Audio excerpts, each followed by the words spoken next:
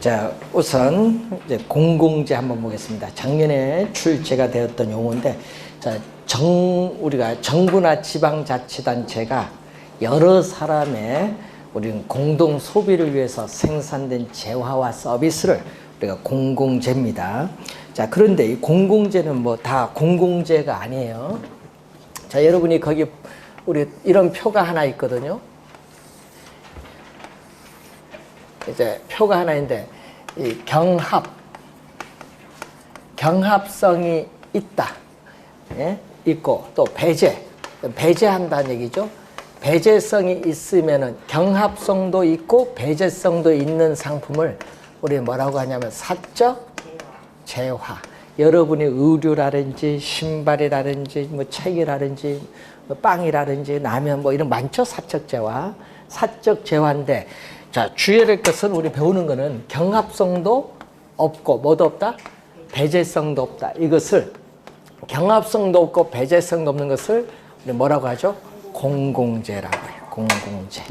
그래서 이 항상 우리 공공재 나오면요 꼭 나오는 게, 공공재는 두 가지 특성이 있죠. 요 두 가지 특성을 가진 재화가 공공재다. 두 가지 특성. 요거는 꼭 출제를 하죠. 소비에 있어서 뭐가 일어난다? 자, TV 방송 시청을 보게 되면은 여러분들은 본인이 TV를 봄으로써 여러분이 이익을 얻어요. 편익을 얻는데 다른 사람도 그 TV를 똑같이 시청함으로써 편익을 얻죠. 예? 그래서 우리는 소비에 경합이 일어나지 않아요. TV 방송 시청처럼 우리는 소비에 경합이 일어나지 않는다. 예? 이것을 우리는 경합이 일어나지 않는다는 것은 뭐를 한다는 얘기죠? 공동 소비를 한다. 공동 소비. 그리고 또 어떤 재화를 어떻게 돼요? 소비하는데 여러분은 비용, 대가를 지불해야 되는데, 이 비용을 지불하지 않는 사람도 그 재화의 사용으로부터 배제시킬 수 없다. 이걸 뭐죠? 그 재화의 사용으로부터 배제시킬 수 없다. 이걸 비배제성. 배제가 안 된다. 자, 이 두 가지 성격을 가진 재화죠. 국방 같은 거, 치안 이런 건 다 뭐다? 비배제성을 가져요. 자, 그런데 문제는 여기에 비경합성, 비배제성 두 가지 특성을 모두 가진 재화가 공공재인데, 그러다 보니까 어떻게 돼요?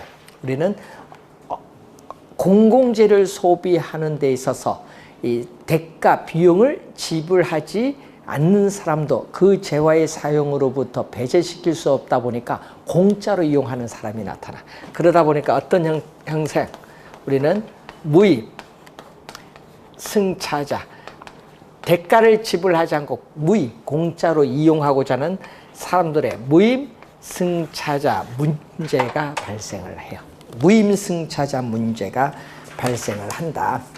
그래서 여러분 교재에 있어서 우리 무임승차 209페이지 거기에 중간에 박스에 3번 보면은 어떤 사람이 어떤 재화의 소비로부터 이득을 얻었음에도 불구하고 그에 대한 대가 지불을 회피하는 행위를 무임승차 행위라고 하죠. 그러니까 소비함으로써 우리가 이익을 우리가 얻었는데 그에 대한 대가 지불을 안 한다. 회피하는 행위를 무임승차 행위, 무임승차자 문제가 그래서 발생을 하는 거예요. 자, 그리고 여러분 아까 우리 우리 공공재 중에 대표적인 게 공원 같은 게 있거든요. 공원 등대. 그럼 공원 같은 공공재는 또 어떻게 돼요? 아까 쾌적성을 높여서 그 지역의 수요가 증가하면서 가격이 오르죠. 외부 효과를 또 발생시켜. 또 공공재는 또 외부 효과를 발생시킬 수 있다. 아까 공원 예를 들었을 때. 자, 그 내용이 거기에 여러분이 좀, 거기 1번이죠. 공공재는 아무런 가격을 지불하지 않는 사람들에게도 이 효용가치, 쾌적성과 같은 공원은 효용가치를 주기 때문에 외부 효과와 같은 효과를 낼 수 있다. 이 말이죠. 예를 들면 아까 공원 예를 든 겁니다. 자, 그래서 밑에서 208페이지 밑에서 세 번째 보시면은, 자, 공공재의 생산을, 자, 이 공공재의 생산을 민간에 맡겨두게 되면은 여러분 공공재를 생산하는데 여러분 비용을 지불해야 돼요. 그런데 문제는 공공재는 여러분 속으로 필요함에도 불구하고 밖으로는 공공재에 대한 수요, 선호를 표시를 하지 않기 때문에 사회적으로 필요한 양만큼 생산이 불가능하다. 자, 밑줄 그어야겠죠. 사회적으로 필요한 양만큼 생산이 불가능하다. 그렇기 때문에 뭐가 돼? 사회적으로 필요한 양만큼 생산이 불가능하죠. 그래서 뭐가 돼? 과소 생산이 돼. 사회적으로 필요한 양만큼 생산이 불가능하다. 과소 생산되기 때문에 사회적으로 필요한 양만큼 공급을 하기 위해서 정부는 국가의 세금이나 공공기금을 통해서 공급을 하기도 하고, 이 박물관처럼 민간의 자금을 통해서 공급되어지기도 합니다. 작년에 거기서 정답 물었죠. 여러분, 국가의 세금이나 기금을 통해서만 공급이 이루어지는 것이 아니라 박물관처럼 민간 공급이 이루어질 수도 있다는 거.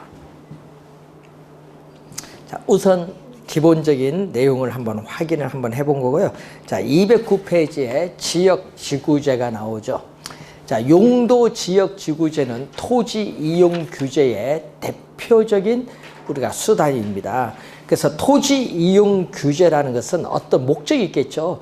우리 정부 이 계획 당국의 일정한 목적 하에 토지 이용을 합리적 방향으로 유도하기 위해서 우리는 특정 토지의 이용을 제한을 하는 법적 행정적 조치를 취해 주는 것을 토지 이용 규제라고 해요. 그래서 이 토지 이용 규제의 대표적 수단을 뭐라고 하죠? 자, 여러분, 토지 이용 규제의 수단 중에 이 지역, 이 지구제도 있고, 이 개발권, 양도제, TDR인데 이런 게 있는데, 문제는 이 지역지구제가 우리가 나오죠. 지역지구제. 자, 개발권 양도제는 우리나라에서는 개발권 양도에 관한 법률이 없습니다. 그래서 우리나라에서는 법적으로 현재 시행되고 있지 않는 제도. 요거 벌써 3번 출제했어요. 우리나라에서는 법적으로 시행되고 있지 않는 이 지문만 3번. 또 개념 28구에는 또 개념이 또 출제했어요. 자, 지역지구제는 거의 뭐 매년 출제하다는 용어죠. 자, 지역지구제의 개념이 나와 있습니다. 209페이지 보시면은 개개의 토지 이용에 있어서의 사적인 이용을 규제를 해요. 사적 이용을 규제하고 도시 전체의 수요에 따라서 토지에 따른 용도를 법적으로 정하는 거예요. 용도 지역주의 법적으로 정함으로써 어떤 특정 용도에 대한 편준적인 토지 이용을 방지하고 개개 토지 이용에서의 적절한 이용을 보장하기 위해서 나타나는 제도적 장치가 지역지구제입니다. 그래서 이 지역지구제를 실시하는 목적 중에 시험에 또 많이 출제되는 게 바로 뭐죠? 우린 사회적으로 바람직스럽지 못한 토지 이용 활동, 어울리지 않는 토지 이용인데 마이너스. 시험에는요, 이걸 뭘로 출제한다? 플러스로 출제하거든요. 정이 아니라 뭐를? V의 외부 효과. V 외부 효과를 제거, 감소시키는 거죠. 자, 여러분, V 외부 효과를 제거, 감소시킴으로써 한정된 토지를 합리적, 효율적으로 이용하는 데 목적이 있어요. 이 지문, 정의 아니라는 걸 주의해 두고 부라는 거, 이 지문을 제일 많이 출제를 합니다. 자, 그리고 토지의 뭐를? 개발. 토지의 개발, 토지의 보존을 조화를 이루기 위해서 지역지구제를 또 실시하는 목적이 있고, 또 여러분 주거용 공업용 하면은 뭐가 문제가 있어요? 주거용 공업용 이렇게 용도가 2개 이상의 용도가 이렇게 혼용되면요, 공업용으로 인해서 주택 가격이 하락할 수 있어요. 문제가 있잖아요. 그럼 공업용을 없애자. 그럼 여기 뭐를 만드는 거예요? 전용 주거적으로 용도를 지정해 버리는 거죠.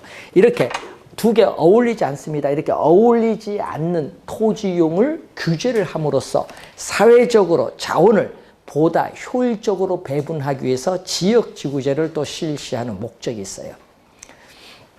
자, 여러분, 현 세대가 토지를 전부 이용하면요, 아직 태어나지 않은 미래의 세대는 토지를 이용하지 못할 수도 있기 때문에 미래의 세대를 위해서 용도를 지정해서 보존해서 뒤로 넘겨줘야 돼. 그래서 현 세대와 아직 태어나지 않은 미래 세대, 이 세대 간의 토지 활용 면에서 형평성을 위하여 또 지역지구제를 실시하는 목적이 또 나타나기도 해요.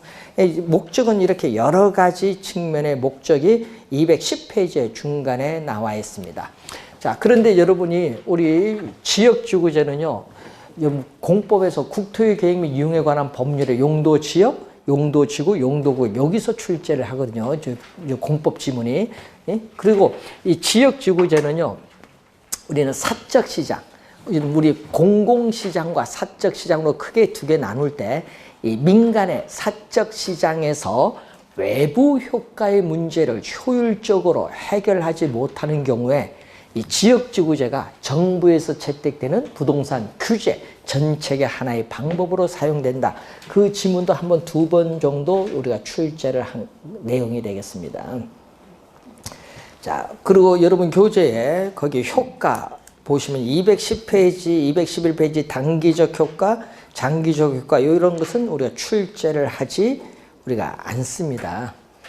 공부하지 않아도 공법상의 지문을 출제하는 걸 보면 되는데, 자, 용도 지역의 개념도 한 2번 출제했었죠. 28회 시험에도 또 출제했었죠. 용도 지역. 이런 개념은 여러분 공법에서 배우는 용어죠. 용도 우리 지역 이런 것은.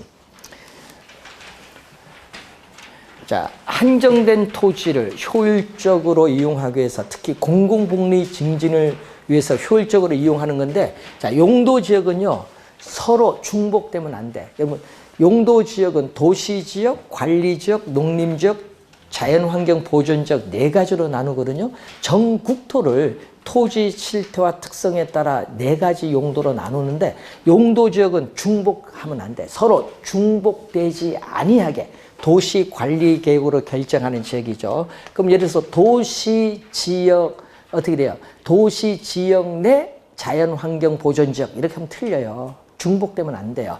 그래서 용도지역과 용도지역은 중복하면 된다 안 된다? 안 된다.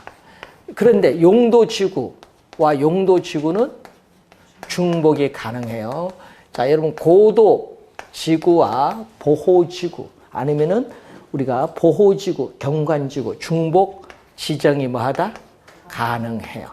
그리고 또 용도구역도 개발제한구역 내에 도시 자연공원구역 지정이 가능해요. 그 용도구역도 뭐가 돼?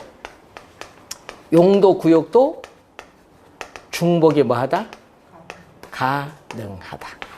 시험에 또 여기서 또 지문이 또 가끔 출제하는데 공법에서도 지문이 또 우선 자주 우리가 출제를 또 할 수 있습니다. 그래서 여러분이 관련해서 210페이지 그 박스의 밑에 우선 확인을 한번 또 우선 해보시면 되겠죠. 그리고 지역지구제에 있어서 문제점이 이제 나오는데, 자, 213페이지에 문제점을 보시면은 지역지구제의 문제점의 가장 대표적인 게 뭐냐? 지역지구제를 엄격하게 우리가 지정하고 실행을 하게 되면은요, 도시 토지의 공급을 제한을 할 수 있어요. 그러다 보니까 지가가 앙등할 수도 있고, 또 토지 소유자에 의한 불법적인 개발과 이용을 조장, 촉진시킬 수 있는 문제점도 가지고 있어요. 지역지구제 문제점. 그리고 여러분이 지역의 특성과 기능에 맞는 용도를 지정해야 돼요. 그런데 지역의 특성과 기능에 맞는 용도를 지정하는 것이 아니라 오늘 우리나라는 전 국토를 획일적으로 용도를 지정했어. 획일적으로 지정하다 보니까 또 규제가 지나치게 경직적이라는 문제점을 가지고 있어요. 우리나라는. 자, 그리고 여러분이 개발이 억압되는 지역, 여러분 개발 억압하면 못하죠? 개발이 억압되는 지역은 지가가 어떻게 돼요? 다른 지역에 비해서 하락을 하면서 그에 따르는 보상 문제도 미비하다 보니까 다른 지역과의 지가에 있어서 뭐를? 형평성의 문제를 유발할 수 있는 또 문제점을 가져요. 또 지역지구제가 잘못 지정됐다든지 또 사회적, 경제적 여건의 변화에 어떻게 그래요? 우리는 신축적으로 대응을 하지 못하면요, 바람직스러운 토지용이 또 배제될 수 있는 문제점도 있고요. 또 여러분, 대도시와 중소도시 사이에 개발, 우리가 지역지구제를 지정을 하면은 또 뭐가 문제냐? 여러분, 우리가 이런 게 있죠. 이렇게 개구리 뜀뛰기 개발이거든요. 이렇게 펄펄 이렇게 개구리가 뛰는 것처럼 이렇게 가는 게 개구리 뜀뛰기 개발이에요. 여기는 어떻게 돼? 개발이 안 되는 거예요. 여기는 개발되고. 예? 그래서 이렇게 도심 중간중간에 빈 공지를 남기면서 외곽으로 나가는 개구리 뜀뛰기 개발이 나타나면서 또 문제점이 발생을 합니다. 자, 여러분, 우리 저 일산 가는 길에 전철 가다 보면은 어떻게 돼요? 예? 개발이 안 되고 개발이 안 되고 이렇게 있거든요. 근데 요즘에 거기에 이제 개발이 안 되는 지역이 개발 제한 구역인데 그 지역을 최근에 뭐 한다? 도시가 확산되면서 그 지역을 풀어야겠지. 왜? 주택 공급을 하기 위해서. 그래서 요즘에 이제 앞으로 5년이 핫 이슈가 되는 지역이 어디냐? 대곡지구야. 나중에 한번 가면서 한번 보세요. 그 지역에 아무 주변에 없는데 그 지역이 앞으로 대폭 화정하고 백석 사이에 대곡지구가 앞으로 엄청 개발돼요. 그 지역이 아닌데 그 지역 외곽에 뭐 자이 아파트 개발돼 그것도 난리 났죠. 그만큼 어떻게 돼요? 이 도시가 확산되면서 이런 현상이 나타나요. 이게 빈 공지들이 개발 제한 구역인데 이쪽이 이제 개발되는 거예요, 이제는. 자, 그게 여러분이 거기에 몇 번? 4번의 형태가 거기 나오는 거예요. 개구리 뜀뛰기 개발 알겠죠? 개구리가 뛰는 것처럼 가는 거예요. 자, 그리고 여러분 토지 이용 규제가 나오는데, 자, 여러분 교재 214페이지 위에 박스 세 번째, 위에서 다섯 번째 줄 보세요. 자, 토지 이용 규제와 토지 이용 계획은 상호 보완적입니다. 자, 토지 이용 계획은 용도 지역 지구제의 설정 기준을 제시해요. 이용 계획이 상위 개념이거든요. 그래서 설정 기준을 제시해 주고, 우리가 용도 지역 지구제는 이 상위 개념인 토지 이용 계획의 내용을 구현, 실현시켜주는 수단이야. 그러니까 토지 이용 계획은 법적 구속력이 있다 없다? 없지. 예? 토지 이용 계획은 상위 개념이죠. 그래서 요거는 구속력이 없거든요. 그럼 토지 이용 규제의 대표적 수단인 지역 지구제는 요거는 법적인 구속력이 있는 거예요. 요거는 공적인 구속력이 없고 요거는 공적인 구속력이 있는 거예요. 왜? 토지 이용 계획의 내용을 구현, 실현시켜주는 수단이기 때문에. 그래서 이 토지 이용 계획은 토지 이용 규제를 설정하는 기준을 제공해 주는 겁니다. 자, 그 내용이 거기에 나와 있는데 그게 가끔 또 지문상에 출제될 수 있어요. 3번 그 내용 좀 하나 확인해 두시고, 그리고 공법에서 배우는 용도 지역, 용도 지구 뭐 이렇게 나오는데, 여러분 교재에 215페이지 보시면은 거기 우리가 주거지역 나오죠. 거기서 제2종 전용 주거지역 보세요. 공동주택 중심의 양호한 생활 주거 환경을 보호하기 위해서 필요한 지역이고, 제2종 일반 보세요. 이건 중층주택을 중심으로 편리한 주거 환경을 조성하기 위해 필요한 지역인데, 자, 여러분 공동주택 양호한 밑줄 긋고 중층주택 편리한 밑줄, 요 두 개를 비교하는 문제를 또 우리 자주 출제를 합니다. 개론에서. 이건 여러분 어디서 배우는 거예요?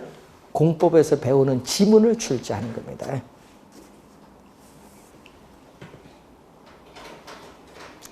자, 그리고 관련해서 여러분 교재 219페이지로 들어봅니다. 자, 또 출제를 또 매년 하죠. 정부의 부동산 시장에 개입을 하는 방법, 요것도 매년 출제한다. 이게 바로 뭐냐 하면요, 부동산 정책의 목표를 달성하기 위한 정부의 정책 수단이야. 이 수단을 매년 출제인데 작년 시험 문제가 좀 지문이 좀 까다로운 것 같아. 작년 문제 7문제 중에 그 한 문제가 좀 지문이 까다로웠어. 방법.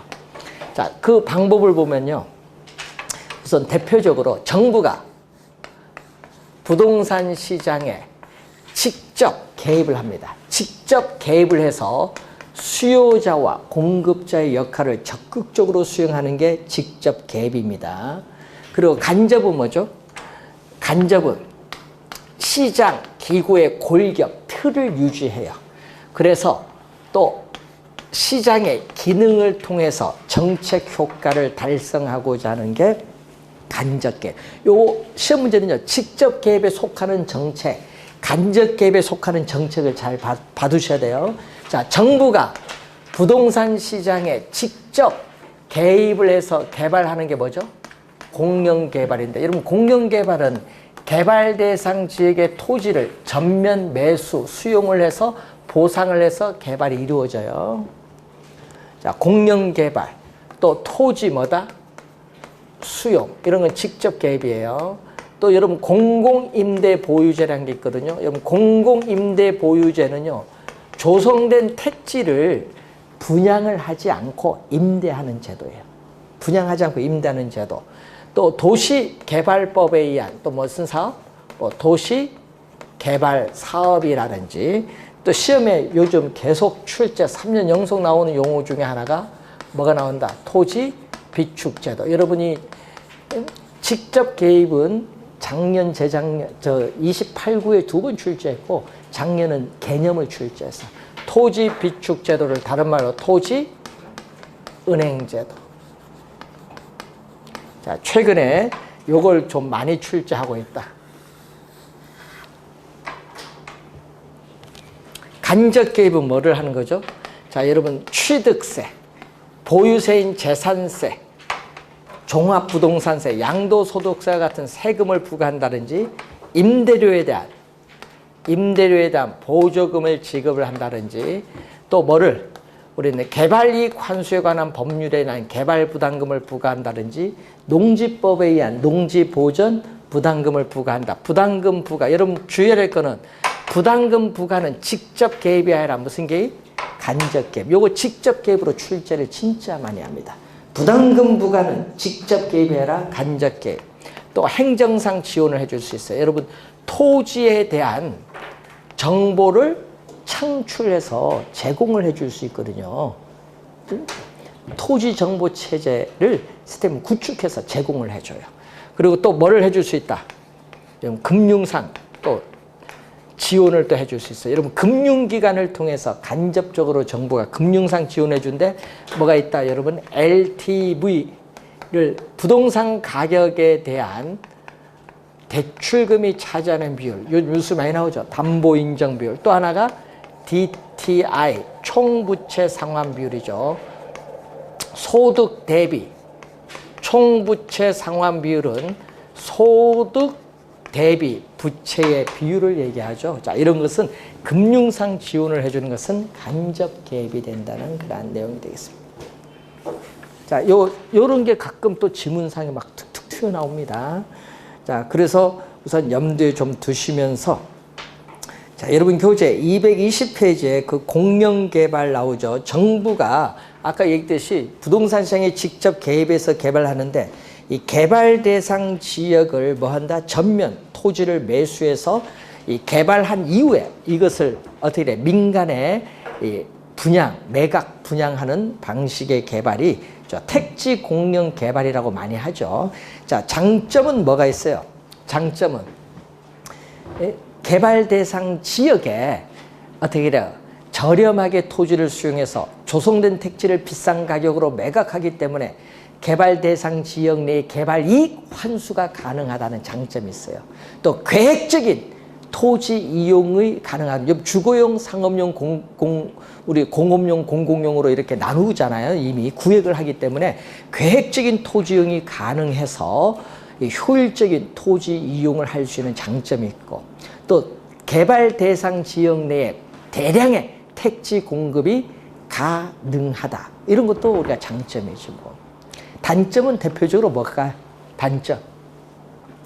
단점은 대표적으로 여러분 토지 소유자는 저렴하게 토지를 수용당하니까 상대적으로 재산권이 박탈감을 느껴요. 그래서 여러분 뭘 한다? 민원을 많이 제기하죠. 토지 소유자와의 뭐를? 갈등을 초래할 수 있는 문제점이 있어요. 이 질문을 제일 많이 냅니다.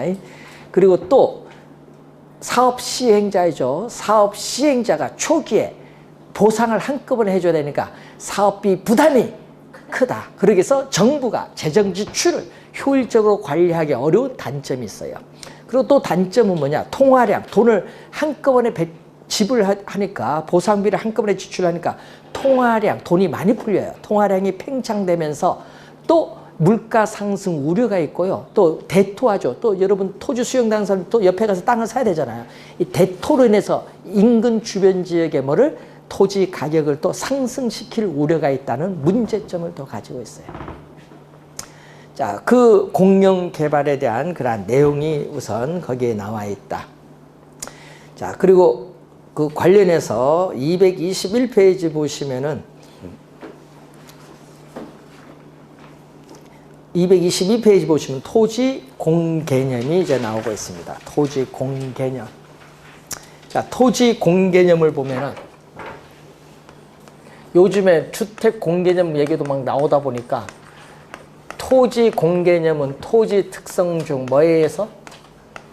부증성에서 나타나죠. 토지는 유한하기 때문에 이 한정된 토지를 대다수의 사람의 공공복리적 차원에서 이용을 해야 되는 국가 정책상의 개념이죠. 그래서 토지에 뭐를 강조하는 거예요? 사회성, 공공성을 강조하는 개념. 공익이죠. 토지에 사회성, 공공성을 강조하는 개념인데 이 사회성, 공공성을 뭐라고 하냐? 공익이라고 해. 대다수의 사람의 이 공익성을 강조하죠. 자, 여러분 토지 소유권은 절대적 권리일까요? 자, 토지에 대한 소유권은 절대적으로 보장하는 권리가 아니에요. 그래서 여러분 토지 소유권은 절대적 권리가 아니라 여러분 토지 소유권은 제한을 가할 수 있어요. 뭘로? 법률로서 제한을 가할 수가 있기 때문에 상대적 권리다. 예. 토지 소유권에 대해서 우리는 제한의 가능성이 있다. 법률로서. 그렇기 때문에 절대적 권리가 아니라 무슨 권리? 상대적 권리다. 그럼 시험 문제에 거기에 토지 공개념을 위한 정책 수단이 또 자주 나오는데 또 2년 전에도 또 출제를 했었죠. 거기 중에 특히 거래에 관한 정책 수단 보세요. 뭐 다른 건. 자, 여러분 토지 이용 규제는 지역지구제가 대표적입니다. 이용에 따른 거는. 근데 그 거래에 관한 정책 수단에서 부동산 등기 특별조치법에 의한 거민계약서 제도라든지 농지법에 의한 농지 취득 자격 증명제라든지 자, 부동산 어떻게 돼요? 우리 거래 신고 등에 관한 법률에서 부동산 실거래가를 신고하는 제도로 있고 토지거래 허가제도 있죠. 토지거래 허가제 이거 가끔 이게 또 출제를 또 하대 개념이. 자, 그리고 주택법에 의해서 투기 과열지구로 지정하면요 분양권 전매 제한 조치를 취할 수 있습니다. 그리고 소득세법에 의해서 지정지역, 투기지역을 지정하면은 양도소득세를 실거래가로 부과할 수 있는 제도인데 이게 다 거래에 관한 정책 수단입니다. 자, 그리고 관련해서 이 개발이익 환수 제도의 개념. 자, 여러분 교재 224페이지 보시면은 개발 이익은 불로소득인데 자, 뭐가 나오죠? 개발이익 환수에 관한 법률이 있어요. 여러분, 개발이익 환수에 관한 법률 제2조에 나오는 개발이익 개념이 위에서 네 번째 나오는데 자, 어떻게 나오죠? 개발 사업의 시행 또는 토지 이용 계획의 변경, 기타 사회 경제적 요인에 의해서 자, 밑줄은 정상지가 밑줄. 여러분, 작년 시험에요. 정상지가 상승분을 물가 상승분으로 출제했어요. 작년 시험에. 정상지가 상승분을 초과하여 개발 사업을 시행하는 자 또는 토지 소유자에게 귀속하는 토지 가액의 증가분을 개발이익. 개발이익은 결국 불로소득적 이익입니다. 불로소득적 이익이기 때문에 이것을 뭐 해야 돼? 사회적으로 환수를 해야겠지. 아까 정상지가 상승분입니다. 개발이익은 불로소득적 이익이기 때문에 이 환수를 해야 되는데 이 환수하는 방법이 우리가 세금을 부과한다. 여러분 과세, 조세적 수단으로서 과세, 세금을 부과함으로써 개발이익을 환수할 수 있고 또는 무슨 방법? 비과세적 세금 이외의 방법을 가지고 개발 이익을 환수할 수 있는데 그럼 과세적 방법 하면 대표적으로 뭐죠? 지가상승분에 대해서 토지 거래 시에 양도소득세를 중과함으로써 개발 이익을 환수할 수 있고 또 우리는 토지의 형질 변경 허가로 인해서 지목을 전에서 대로 바뀌면 가치가 오르죠. 이때 간주 취득세를 부과함으로써 개발 이익을 환수할 수도 있고 또 도시계획세를 부과한다든지 해서 개발 이익을 환수할 수 있어요. 세금을 통해서. 세금 이외의 방법 하면 대표적으로 아까 개발 이익 환수하는 거 뭐죠? 공영개발. 자, 여러분 환지 방식에 의해서 나타나는 뭐가 있어요? 감보율 제도. 또 수익자 부담금 제도가 있는데 자, 여러분 작년에 또 출제된 용어가 또 있죠. 작년에 개발이익 환수에 관해서 작년에 출제했는데 작년에 틀린 사람 많았어요. 개발 부담금이 있어요. 여러분 개발이익 환수에 관한 법률에서 개발 부담금을 부과함으로써 개발이익을 환수하는 제도가 있고 또 여러분 요 두 개 작년에 다 출제했거든요. 또 뭐가 있냐? 재건축 초과이익 환수에 관한 법률이 있습니다. 아파트 재건축할 때 그래서 또 재건축 초과이익 환수에 관한 법률에 의해서 또 뭐를 부담하죠? 재건축 부담금을 부과함으로써 개발 이익을 환수하는 제도, 재건축 부담금 제도. 이것도 작년에 출제했어요. 자, 그리고 토지 또 뭐죠? 은행 제도. 토지 은행 비축 제도라든지 토지 수용 보상 제도 이렇게 상당히 많은 방법을 가지고 개발 이익을 환수하고 있다. 그러니까 세금을 통해서 환수할 수도 있고 세금 이외의 방법을 통해서도 개발 이익을 환수할 수 있다. 225페이지 거기에 밑에 4번에 나와 있는 내용이 되겠습니다. 자, 개발 이익은 불로소득이기 때문에 그렇다. 자, 토지은행 제도가 나오고 있네요. 자, 토지은행 제도, 요 얘기죠. 자, 개념이 시험 문제 단골로 제일 많이 냅니다. 자, 개념을 보면은, 자, 여러분이 토지 비축은 현재가 아니에요. 항상 비축은 뭐를 위해서? 미래. 현재가 아니라 미래의 용도를 위해서 비축을 해요. 비축은.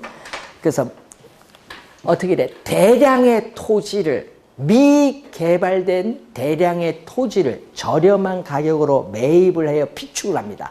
그러다가 미래에 적시에 공공시설의 용지를 공급을 해줘요. 공공용지 원화를 확보를 해서 그리고 또 뭐한다? 민간에게 비축된 토지를 비싼 가격으로 매각 임대하는 제도를 뭐라고 해요? 토지 비축 제도예요. 그럼 저렴하게 토지를 매입을 해서 민간에게 비싼 가격으로 매각 임대함으로써 뭐를 환수한다? 개발 이익을 환수할 수 있는 장점이 있고 또 적시에 공공시설의 용지를 공급할 수 있는 장점도 있어요. 또 장점은요. 개인의 무질서하고 무계획적인 개발을 방지할 수 있어요. 비축함으로써. 그래서 도시계획 목표 달성에 크게 또 기여할 수 있는 장점이 있고요. 또 토지 양도하겠다는 의사표시가 있어요. 양도 의사표시가 있기 때문에 수용 방식에 비해서 어떻게 돼요? 토지 소유권에 대한 사적 침해 정도가 수용 방식보다는 작다는 장점은 또 있어요. 단점은요. 우선 대량의 미개발된 토지를 매입을 하는데 토지 매입비용이 우선 많이 든다. 단점. 또 매입과 매각 시까지는 오랜 시간이 걸려 20, 30년. 오랜 기간 동안에 국공유지 상태로 토지를 보유함으로써 관리해야 되는 문제가 발생하고 이러한 관리를 소홀히 하면요. 저소득계층에 한 불법 점유, 토지 도난이죠. 불법 점유가 발생할 가능성이 있고 또 미래 용도가 불분명할 경우에는 정부 스스로 투기자가 될 수도 있고 또 투기 방지 대책이 없이 대량의 토지를 매입을 할 경우에는 지가를 상승시킬 우려가 있다는 단점도 있어요. 장단점은 17회 시험에 한번 나왔고요. 시험에 최근에 다 뭘로 출제해? 개념을 냈는데 우리는 어디서?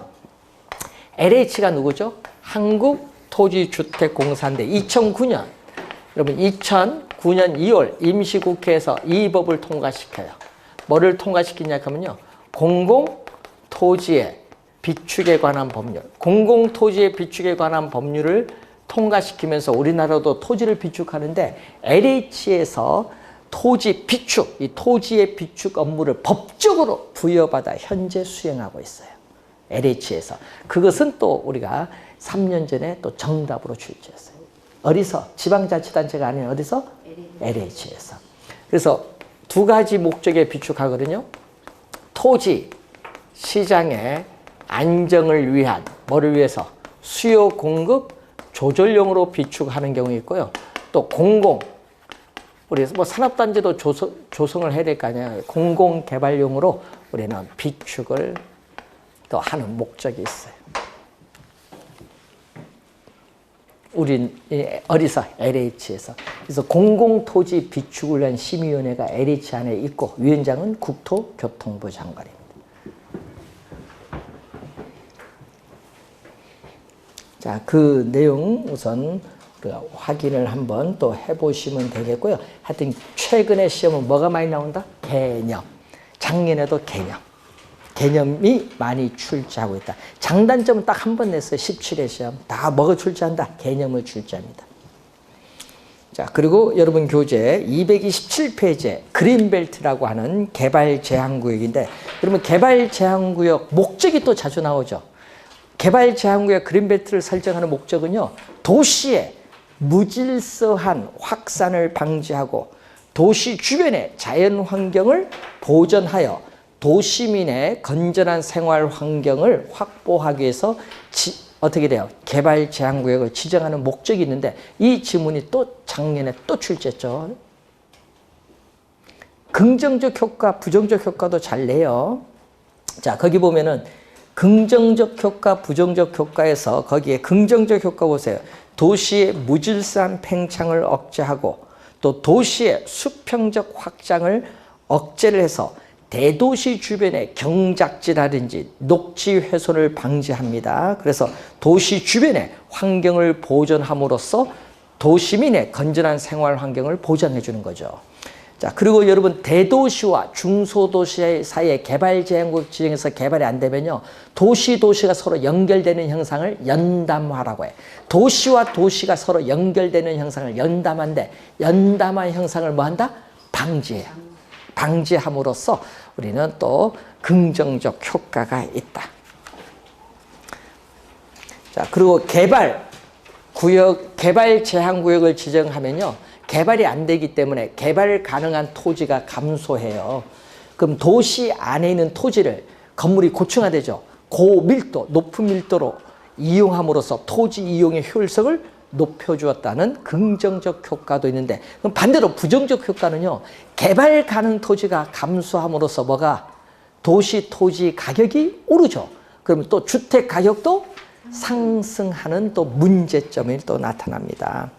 자, 그리고 건물이 너무 고층화된다. 지나친 토지의 밀도를 높게 이용을 함으로써 또 뭐가? 도시 각종 상하수도, 전기, 뭐 이런 교통, 이런 기반 시설이 부족을 해져요.